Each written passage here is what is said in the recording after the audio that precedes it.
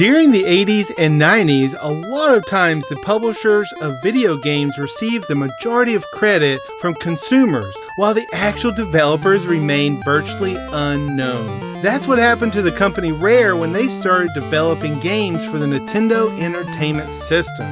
You may or may not know that Rare's first game for the Nintendo Entertainment System was a downhill skiing game known as Slalom. You also might not know that their second game, which was released the same year as Slalom, was a fantasy platform game known as Wizards and Warriors. Wizards and Warriors has all the elements of a great fantasy novel, where a knight warrior sets out to defeat an evil wizard and rescue the princess. The player could pick up enhancement items, different weapons, and even magical items such as the Boots of Force that could kick open chests. Wizards and Warriors would be published by Acclaim in North America in December 1987, and then in Europe in January 7, 1990. Jaleco would publish the game in Japan in 1988 and give the game a different title.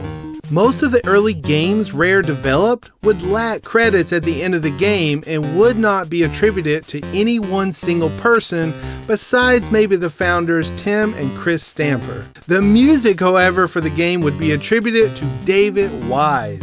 David Wise was a video game music composer and musician who had a long list of titles he composed for the company from 1987 to 2008.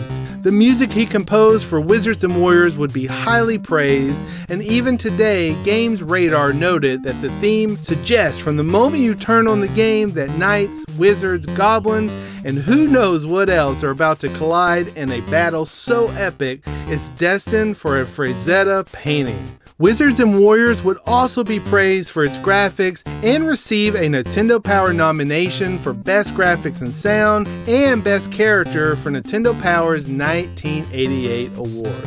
While the game did have a high difficulty, it was offset by the unlimited continues the player could use. This was something very rare at the time, and most games had limited lives and limited continues. To finish us off, here are some quick facts for your enjoyment. Wizards and Warriors was published as a standalone handheld game by Acclaim in September 1989. The protagonist and the antagonist from the game were featured in the 1990 animated series The Power Team. The antagonist appeared in an episode of Captain N, the Game Master, in an episode called Nightmare on Mother Brain Street. However, the world Elrond from the game was referred to as Excalibur instead.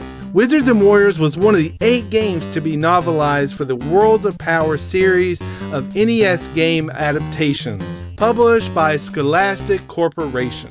The novel was written by Worlds of Power series creator Seth Godin. Thanks for joining me on a brief history of Wizards and Warriors. As always, make sure to subscribe, click the notification bell, and follow me on social media.